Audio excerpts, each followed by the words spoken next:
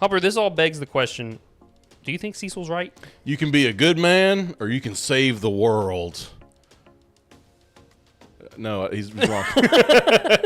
But they do such a good job, and the comic does this as well. They do such a good job of presenting the information to you. Spoilers, I guess, for Invincible Season 3, first 3 episodes.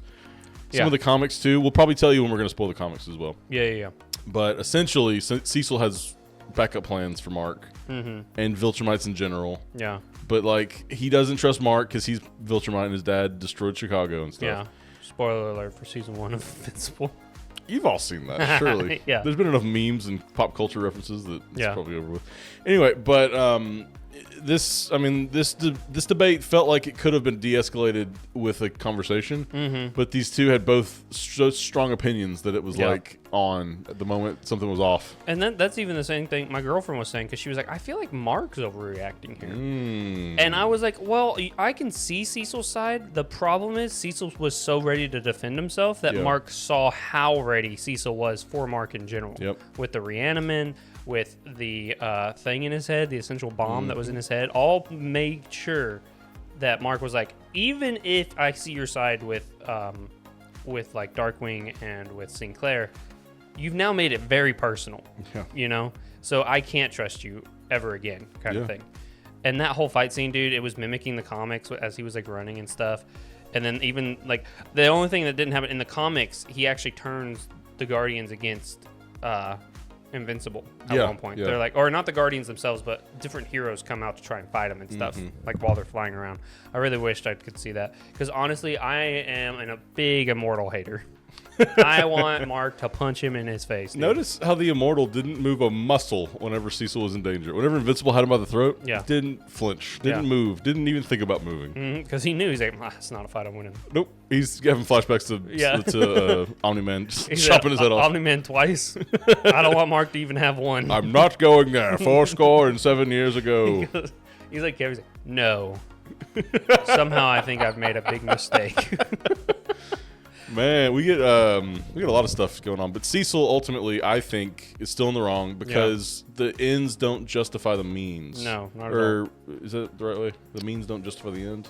I think that's what it is. Something like that. I hope the viewer understands. Yeah, you understand, right? Yeah, you're smart, right? Well, smarter than me, surely. Yeah. No, I don't. I just believe that we get this idea of what justice is and everything, and we even see the flashback in episode 2 of Cecil when he's a rookie and he's kind of saving the world. His skin gets melted off, but then they save the people that the Order of the Fist or whatever they're called. I forget the name. Yeah, but they save them and repurpose them as like government agents. And they get killed.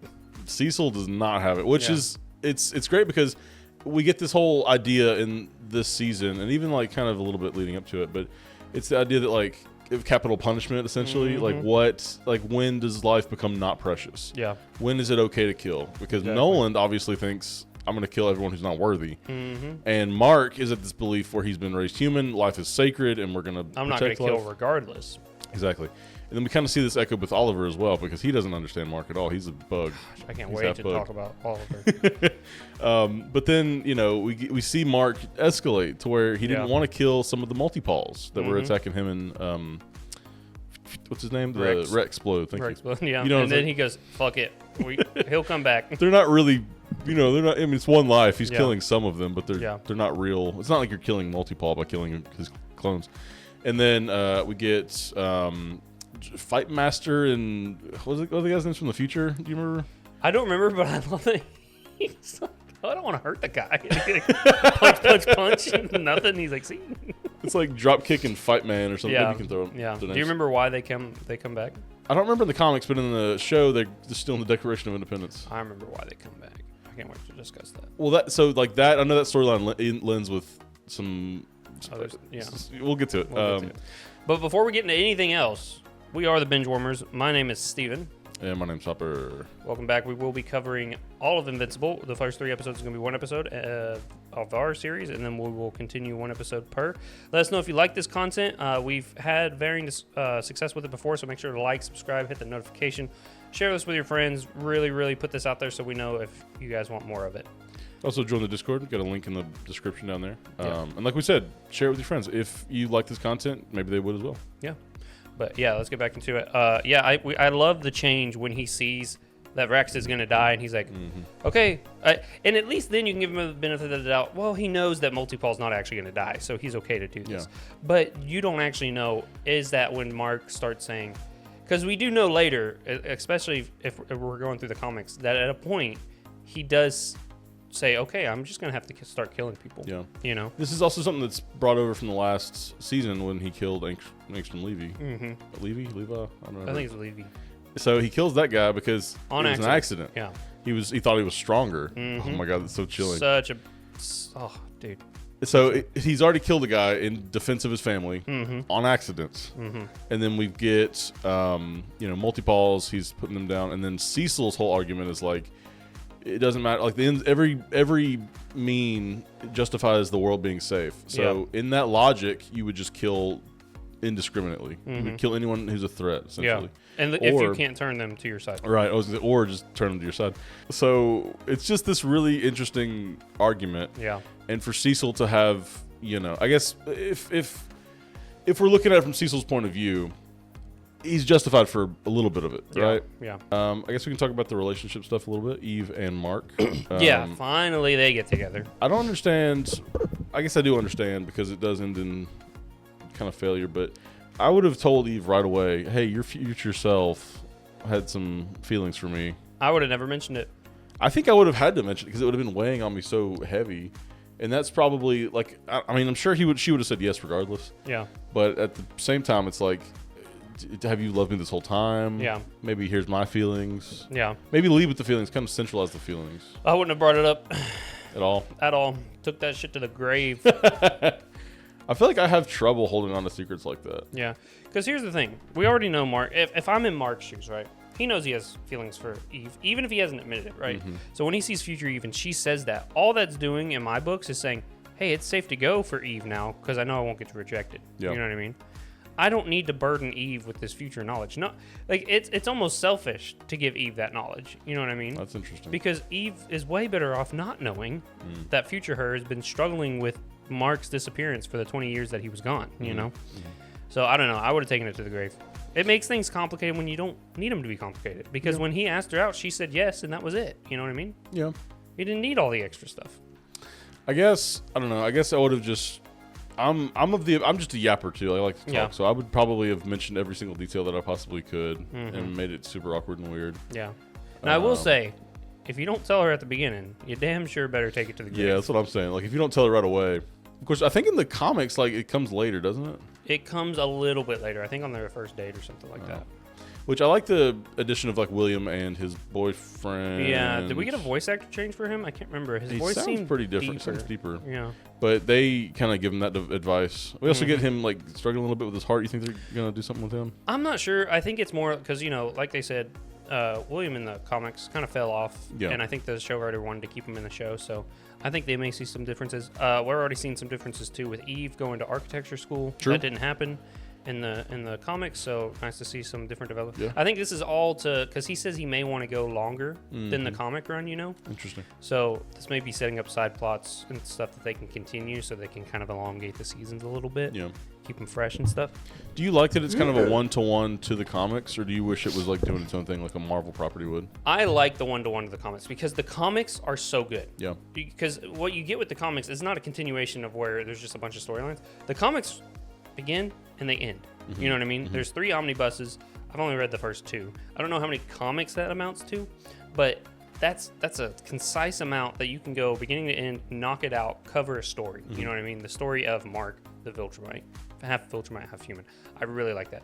Now, if Mark was just another comic book guy, right, and they just decided, oh, this season we'll pick this run, or this season we'll pick this run, I could see them veering off. But because there isn't like a wealth of like 30 years of comics, I like that they're just, no, let's just go by the comics. They're short, sweet, and concise, I totally agree. I think that's what anime does most of the time, unless there's some episodes where like, or some, there's examples where the anime reaches up to the manga, so they have to like do their own stuff, like a Game of Thrones situation, I guess. Yeah. And then sometimes that's good, sometimes that's bad. Yeah.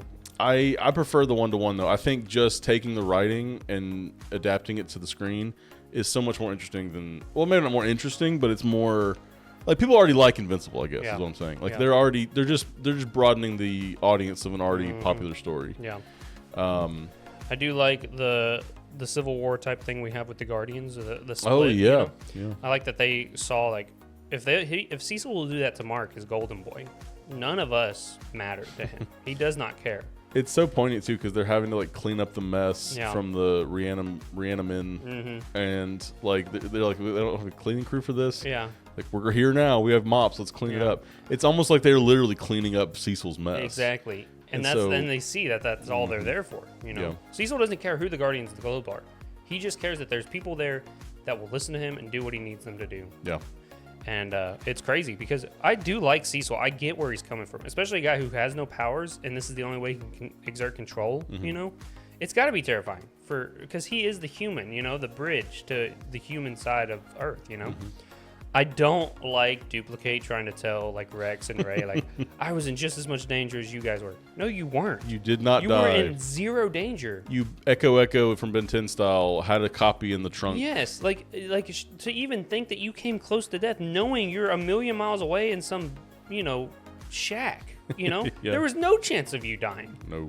And then of course she sides with Immortal because they're getting together and stuff. But I've never liked Immortal. He's very uppity, very stiff. You can blame it on the traumas of watching his whole team die, watching himself die. You know, the betrayal from Omni-Man. But at the same time, dude, quit being an asshole. You know what I mean? I think he's just got more allegiance to Cecil as well, and maybe like his country because Yeah. they're sort of U.S. funded or whatever. But at the same time, like you have a backbone, have a spine. Like Yeah. I like where Shrinking Ray's still here, by the way. Yep. She bounces back, and then her and Rex and Monster Girl, and they're like the three that really have a problem with everything that happened. And then Rudy kind of just like comes over because of Monster Girl. He's like Monster Girl, and you know what? Mark's way more powerful than anyone else. Yeah, I like that moment a lot. I need him to back me if I need him to. You know, Get Samson, who's like, "That's not really why you're going, is it?" And he's like, "Well, and he part says, of it. He's like, "I'll miss you, man. That's Yeah. sweet." I do like Samson's reason for staying. You know, he's like, I don't agree with Bulletproof, Cecil. too. Yeah, He Bulletproof. left. Bulletproof never cared though. You know what I mean? The whole time he'd been. He was very relaxed about the whole thing. He basically Yeah. was like, "I don't trust Cecil because he's not telling us the truth." Yeah. He's like, so I'll leave. I don't give a fuck. I like though that Samson's like, I don't trust Cecil, but I can't change anything where you guys are going. I can only change it from in here. Hopefully, you know what I mean. If you really believe that, let's try and see some of that this season. You know what I mean? Yeah. But no one changes Cecil either. So I don't know if Samson's just delusional. You know? I think that's just. I think he's kind of set in his ways, but this is how we do it. This is the way to do it. Yeah. Whereas like we get the newer, younger blood, kind of like doing their own thing Yeah. with it. Shape Smith's like, he gave me a race car bed, so I think I'm gonna stay here. Some people online were speculating that was Sonic the Hedgehog like lore Yeah. because the Ben Schwartz is the voice actor for both, and Sonic has a race car bed Yeah. in his movies. I love that. But it was just a good line either way. Oh yeah, I loved it. He's like, he didn't kill me after the whole Mars thing, you know. He but, does sort of owe him, yeah. Yeah, but of course, well, like we said, Cecil doesn't kill what he can use. You know what I mean? Exactly. So he would have never planned on killing the guy anyway. What about the Seismic? What is his name? Captain Seismic? Dr. Seismic? Doc Seismic. That whole thing was so sick. Yeah. I don't like though that we get a whole training montage for Mark, Yeah. and then the second he's faced with any type of resistance, he's knocked on his ass. Oh, Mark's strength increased 123%. Yep. Oh yeah, show me. Don't tell, show. You know Yeah. what I mean? That's the whole point. Don't show me a whole training montage, and then see him getting his ass beat. I think the problem is the comic has time to breathe, where the show is basically like burning money every time there's a frame on screen. So like we have to get to plot point to plot point. There's no like robberies we can stop in the meantime. Yeah. No downtime to really just chit chat. Oh yeah, they do chit chat, but Yeah. So I think they're just like, we got to get from this plot point to this plot point to this plot. This has to be here. Like every scene's mandatory. So of course the big moments are when Mark kind of gets his ass kicked. Yeah. And they're doing fine. It's him and Eve versus like these big crabs underground, like these Yeah, big these scorpion-looking centipede centipede things, and lava monsters. Doc Seismic's leveled up a little bit. Yeah. Well, here's the thing too. Going back to every minute's burning money. I love the celebrity guest star voice actors. I get it, but at the same time, quit spending money on that. Hire just regular voice actors to play these parts, and quit wasting so much money on A-list actors that you could spend on animation or development time or, Yep. you know, an extra episode or something. You know what I mean? It's just, I feel like they're like, oh, we bring in all these A-listers to get people to watch it. People watch it because they want to watch the show. Yeah. Yeah, it's cool that you got Shimu, what's his name? Shimu Liu or something. Yeah. It's Shang-Chi. Shang-Chi, yeah. Yeah, Shang-Chi. The guy who voices him voiced Multi-Paul. That's cool, but at the same time, I couldn't even hear it until you brought it up, and I said, oh, I forgot that was the thing, you know? Yeah, the guy played Blue Beetle, and he's in Cobra Kai. He was like the two guys from the future, and I'm thinking like, Yeah. now I love him to death, but like, is he gonna draw in an audience? Like, Yeah. I mean, I guess he's sort of a voice actor. He's done some voice work. Yeah, so it's just like, don't hire... We've got Aaron Paul coming in later. We've Yeah. got the other guy from Breaking Bad. I don't know his name. What But is his name? he's coming in as well. It's like, look, I love those guys, but if you're spending more money on them instead of that money going to animation or art style or anything like storyboarding, get rid of it. You know, there are plenty of good, talented voice actors. Yeah. You know, so that's a beef that I had. But you know. I just feel I saw some comments online. They were like, Amazon makes more than the U.S. budgets out for their military. Yeah, and So- we budget a lot for our military. First off, And I know like they're doing a bunch of other stuff as well, but like, if this is an animation project, the animation should probably look good. that should be the first and foremost. And I want to say it doesn't look bad. Like it looks No, fine. No, I see a lot of people hating on the animation. Yeah. Get over it. Yeah. It's not that bad. It's really not. It's watchable, unlike your friendly neighborhood Spider-Man. I've heard that that's pretty bad. I've seen people like kind of settle into it. It never happened for me. I just Yeah. can't. I can't It look still at that. bothers you when you watch it? It's just. It's like, you know, in Spider-Verse sometimes it's a little choppy. Yeah. They were like, what if we did that to the nth degree to save money? That's Yeah. how it feels to me, Yeah. at least. Damn, that does suck. It just looks bad. But that's the thing too. Your number one goal when you make an animated show should be the animation. Second, story. You know what I mean? Third or fourth should be voice acting. Well, I mean, I guess that's debatable because the story in Invincible is what draws me in, Oh, I love the story. and that's probably what's keeping me around. Even though the animation's not terrible, like I said, Yeah. it's not on par with something like an anime, Yeah. and that shit's made really cheap. You know what I mean? It should be on par. You know what I mean? They could do what One Piece does. I know we're talking about One Piece again. There we go. This is Steven's favorite topic. But like the animation's fine for most of it. Like it's whatever for Yeah. most of it. But when there's a good action scene, it like you can tell like it's Yeah. way more fluid. Like Yeah, it steps up its game. They are, at least with Invincible, it's consistently the same animation, regardless Yeah. if it's a fight scene or them talking. Yeah. Which is okay. Maybe I want more for the fights and less for the talking if Yeah. we have to do it that way, you know? Because they've already talked about, they did that whole tongue-in-cheek thing last Yeah. season where they talked about, oh, if we're doing something big at the end, we'll cut faces here, or you'll hear voiceover and not the crap, you know what I mean? Yeah. So I get that they do try to cut corners. I don't know. It's a little bit frustrating, though. You know what I mean? But Well, so back to the underground stuff, like they're fighting the lava monsters and all that. Yeah. The Reanimen do save them. Mm-hmm. They come in and save and Mark them. says, "You fucking touching me, dog." Rips their head off. What about, and too, like Nightwing as well. He's not Darkwing. doing Darkwing. Oh, that's Dick Grayson. Yeah. He's not doing as much. I can more believe a rehabilitated Darkwing Yeah, sure. than a D.A. Sinclair. I was thinking the same thing because D.A. Sinclair is straight up evil scientist. Yeah. But- Darkwing was a superhero faced with an impossible city to try and save. Yeah. Kind of goes mad after his mentor gets killed. That's the thing, yeah. I can see that. I'd be like, you know what? Honestly, yeah, you're a superhero who treaded the other side of the line. I forgive you. Because we'll see Mark becomes essentially Darkwing later. You know Yeah. what I mean? Yeah. So who is he to judge? Which he kind of learns that later too. But I don't know. Darkwing wrongly to kill people. Yeah. But as a hero, do you blame him when the situation is that deep? We've seen Night City. It's a cesspool, you know? I do like that they humanize some of the villains in this. Mhm. We get the Tension Tyrant Yes, or whatever his name is. and the fire guy. Magma Maniac or something. Mhm. Magmaniac. We get that whole like non-verbal whole story, you know? I thought it was beautiful. Oh, I it liked was a lot. awesome. Yeah, because we do see that in the comics too. Is that they tried being good and then they couldn't, so they're like, this is way too hard. I'm just gonna rob a bank. I mean, like that's short. Like if that was like a little short film Mhm. and it wasn't like superheroes, like it was just criminals, I think that would have won awards. Like, Yeah, I really think it was really good. it's poignant. It's touching. It was well done. It Yeah. was. I kind of like that they're in a relationship. Yeah. because they're always together. You always Yeah. see those two together Always, in the comics. yeah. So it makes more sense that they're dating each other, I guess. It always made me wonder. Like while watching, I was like, why don't you just go work for the guy? Oh, the musclehead or the Titan guy. Yeah, just go work for him. Well, they did. They worked for Machine Head or Gearhead. Yeah, whatever his name Machine was. Head. So they But, worked for him. I all- mean, he wouldn't say no to them. The other guy worked for Machine Head. He still is number 2. Yeah, good point. Good point. And then like we just see them instantly get taken out by Invincible and Kid Omni-Man. Yeah, and it's a cool like reverse because Invincible didn't see all that buildup that we just saw. Yeah, Invincible exactly. just sees them robbing a bank. And he goes, typical villains. And they're like, you don't understand the past 6 months. Yeah. Okay, we had a job. We got evicted. The job fired us. We were literally panhandling. You know what I mean? That's something I love when they humanize the villains as well, because it's like that's their last option. Like they get kicked out of their apartment, they're on their last can of beans or whatever the hell, they're homeless. So it's like, yeah, we've got superpowers. We could just take the money. Yeah, and if they do it without hurting anybody. Yeah, which is what I like how like they see Oliver and like I think Tyrant, Tension Tyrant, whatever the fuck his name is. Yeah, he like grabs him and he's like, "Oh, this is a child. Yeah, I'm not this guy. I don't want to hurt." And Oliver's like, "Well, do you know I'll rip your head off if my brother wasn't here." I love it. Yeah, let's talk about that part of it. Because so Oliver, it's echoing the whole theme of Mark not trying to not compromise his morals essentially. Yeah. So it was so funny watching my girlfriend too, because she always has a problem when they throw kids into a show that we're supposed to relate to, because they're like, they're whiny, they're dumb. I don't like dealing with kids in a show that's more mature.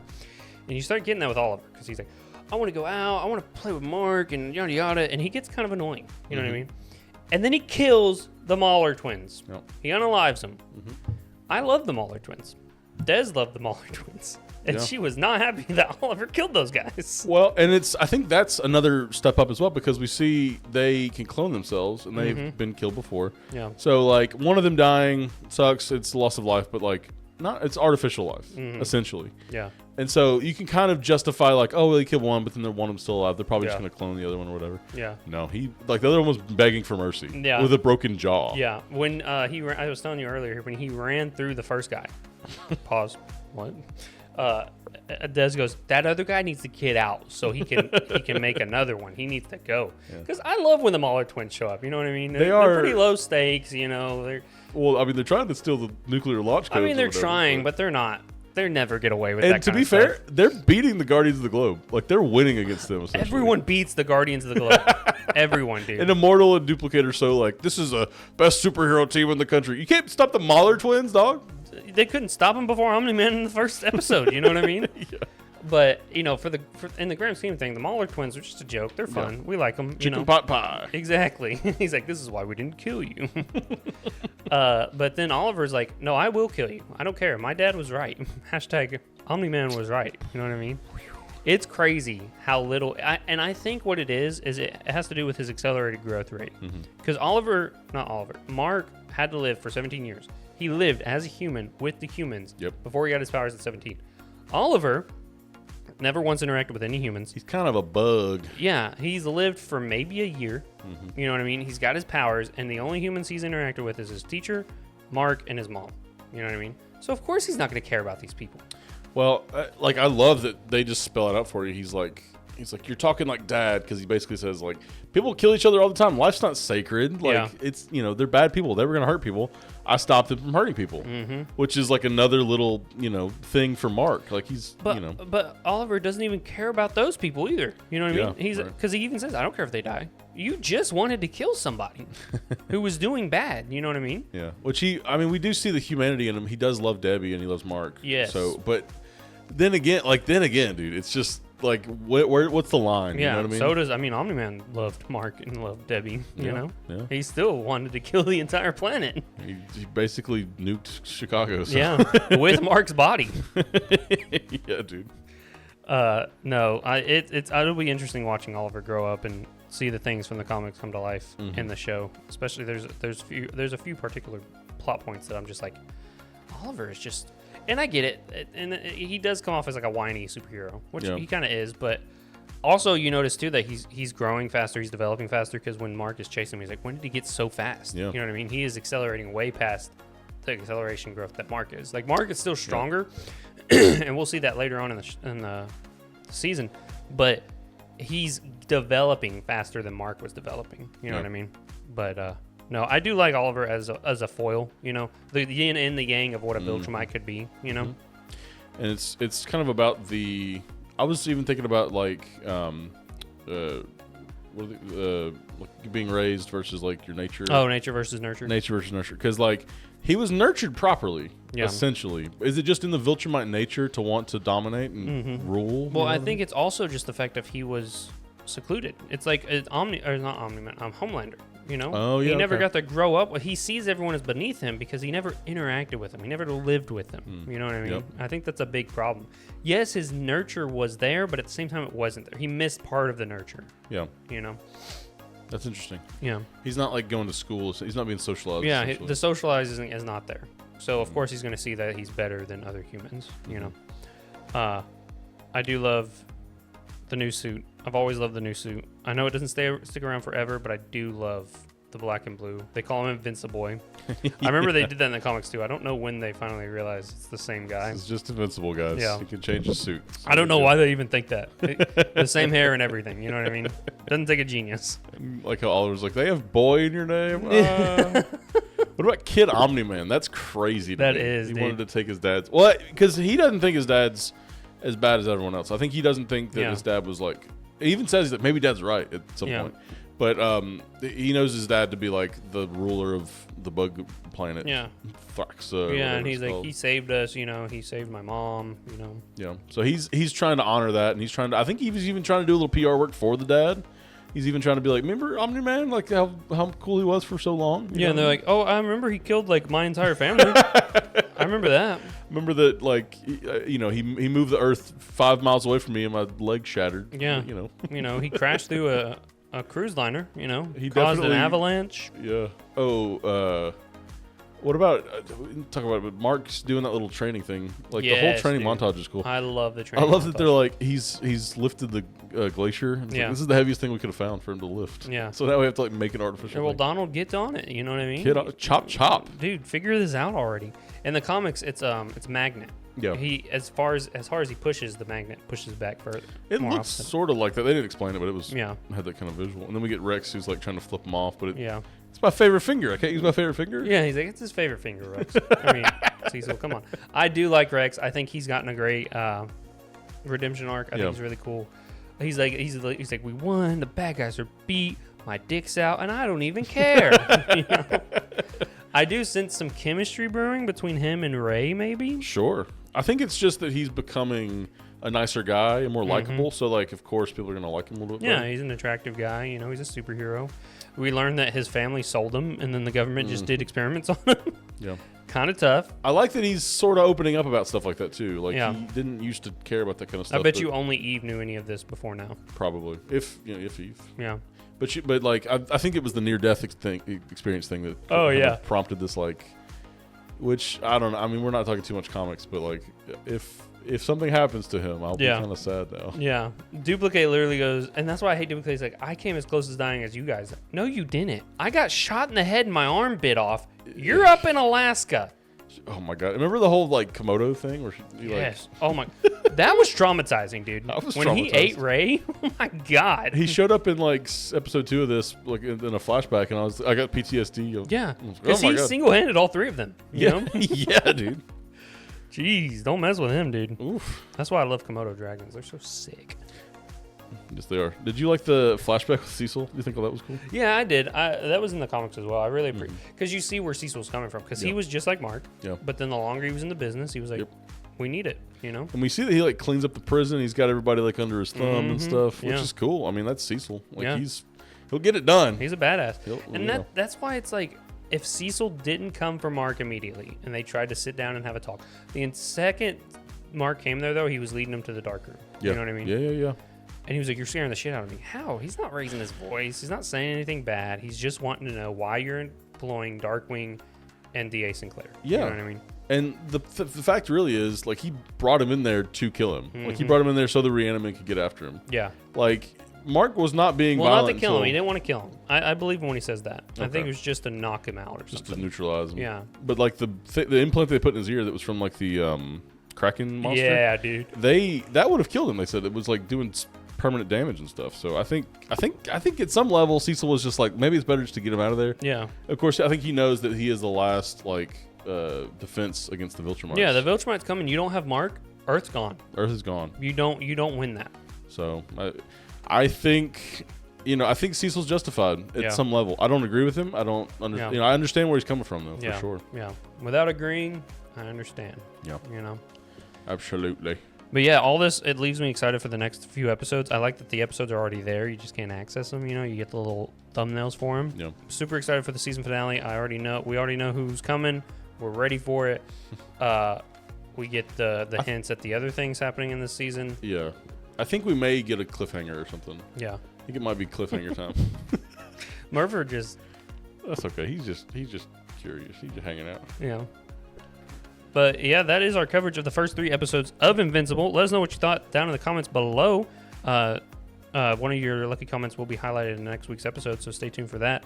You guys excited for this season of Invincible, or are you kind of just so-so? If you've read the comics, are you excited for what is coming later on? If you guys want us to talk more of the comics, let us know, and we can do that. If you don't want us to bring the comics in at all and we just want to discuss the show, we can do that as well. Just keep all that down in the comments below, and we will take it all to heart. And until next time, we will see you later.